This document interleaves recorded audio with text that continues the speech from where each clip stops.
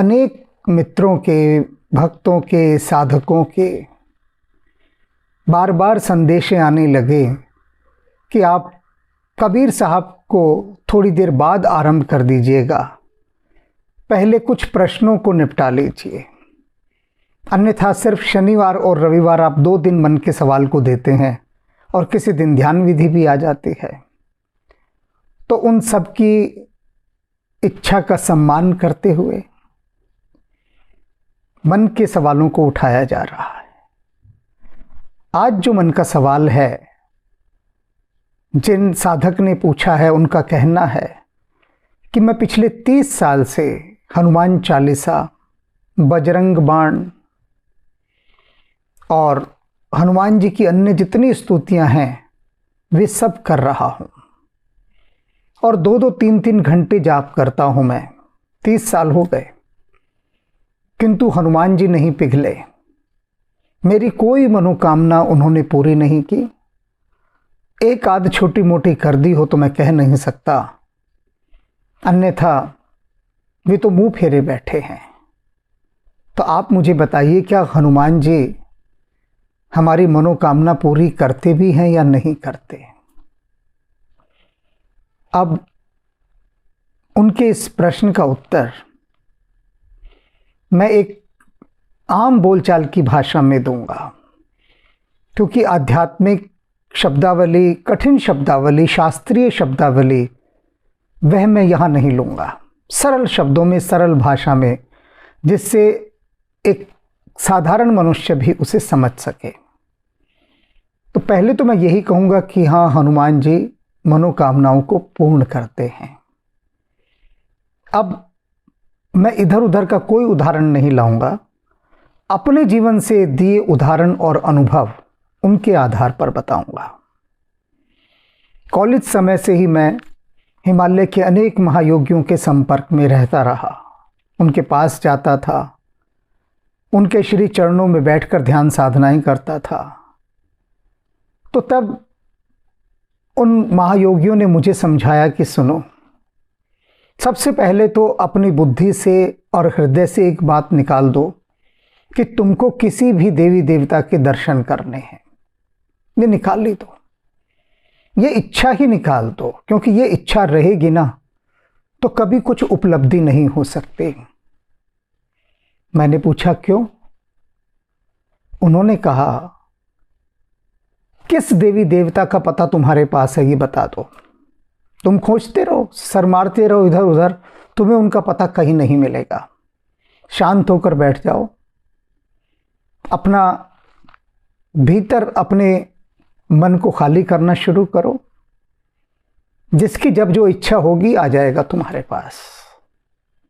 अब उस समय यह उत्तर मुझे बहुत टालने वाला लगा, उनका अटपटा सा, किंतु फिर भी पूर्व जन्मों के संस्कारों के कारण एक वरदान मुझे प्राप्त था कि मैं बहुत जल्दी ही अपनी बुद्धि को एक तरफ रख देता हूँ। जैसे मंदिर में जाते हैं, जूते बाहर रख देते हैं ना, तो जिसके पास भी ध्यान साधना करने गया, वहाँ ये अपनी खोपड़ी नहीं चलाई, इस बुद्धि से कहा तू बाहर रहे और जैसा ये कहेंगे मुझे तो उसके अनुसार काम करना है।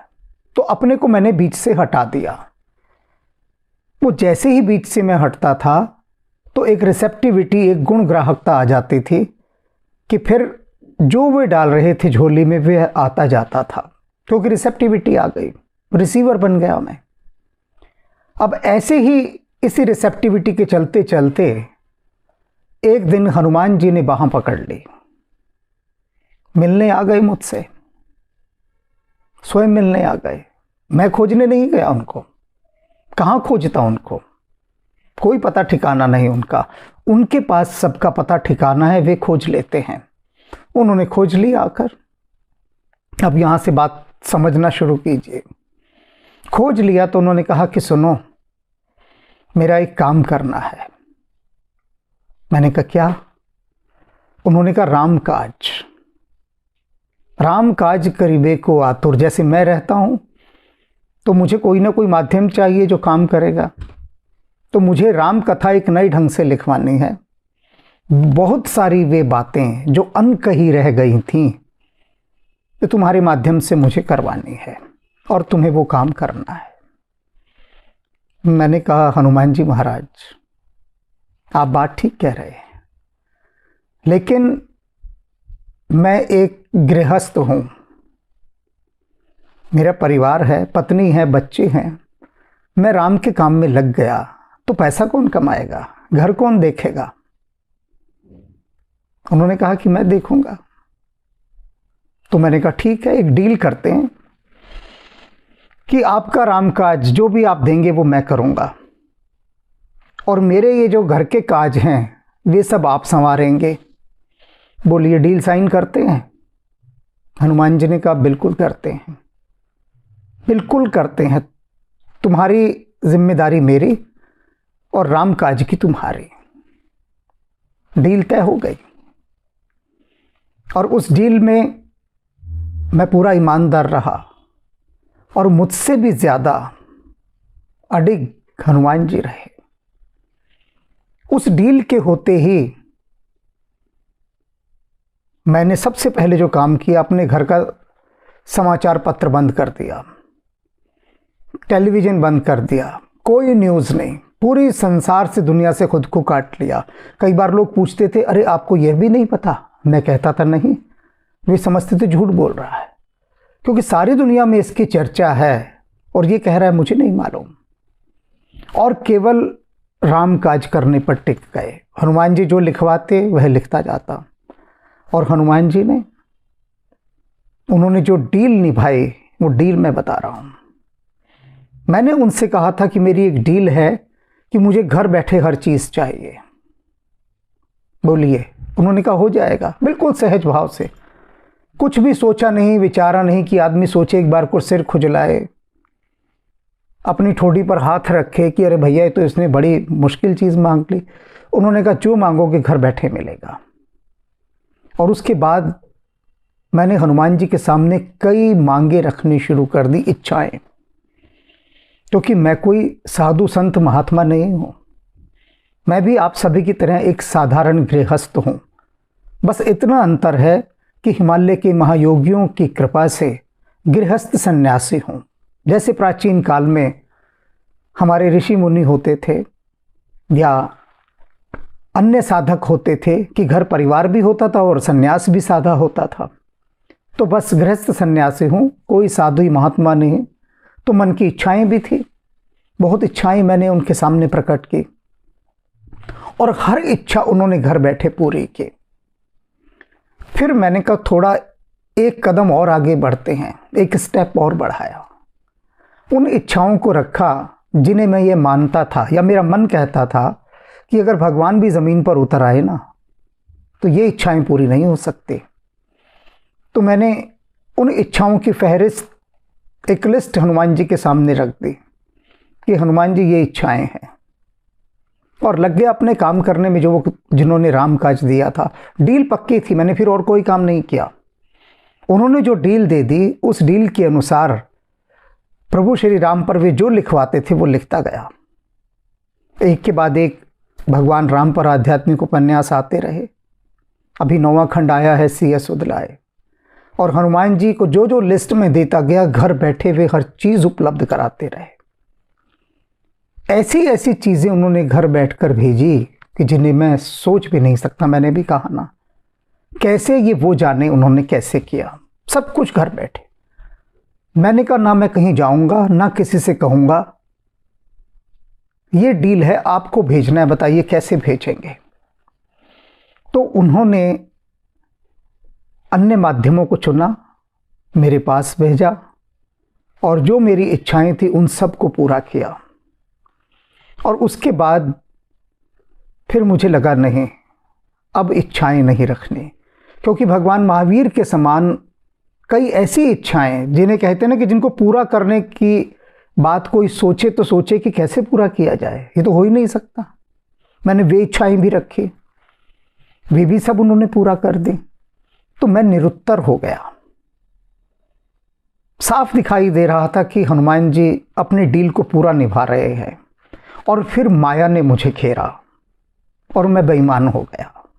बेईमान कैसे कि हनुमान जी का दिया काम नहीं करने लगा। प्रमाद आ गया, मक्कारी आ गई, आलस आ गया, और माया ने कैसे घेरा कि बस इच्छा होती थी जाओ, बड़े बड़े शॉपिंग मॉल्स हैं उनमें घूमो, घूमकर दुकानों को देखो, और दुकानों में भी क्या देखना कि किस तरह से उनका इंटीरियर है, कि जो इंटीरियर डेकोरेटर है किस किस तरह से दुकानों को सजा रहे हैं, बना रहे हैं, तो उनका शिल्प देखना कि कैसे निर्माण हो रहा है, बिल्डिंग्स देखनी कि किस किस तरह से बन रही है, और बहुत शानदार रेस्टोरेंट में खाना खाना।